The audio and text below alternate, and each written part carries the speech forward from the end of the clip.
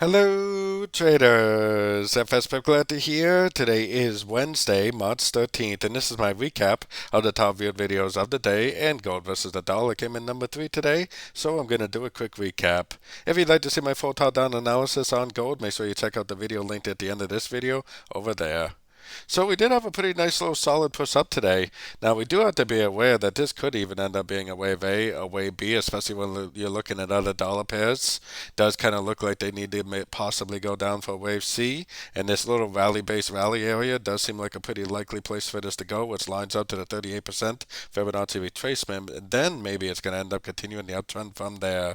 But like I often tell my members, sometimes what you think is a wave B will just keep on trending up, so I would definitely hold on to a long and even continue to look for longs until we see a break of structure to the downside.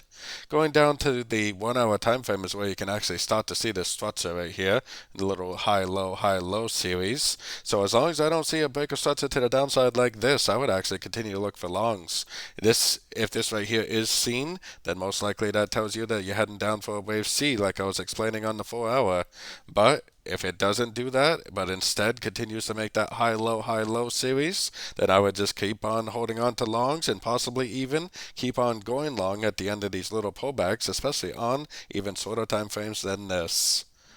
So don't forget to join my free Discord channel and take a look at my new website, both linked to the left side of this video. Thanks and happy trading.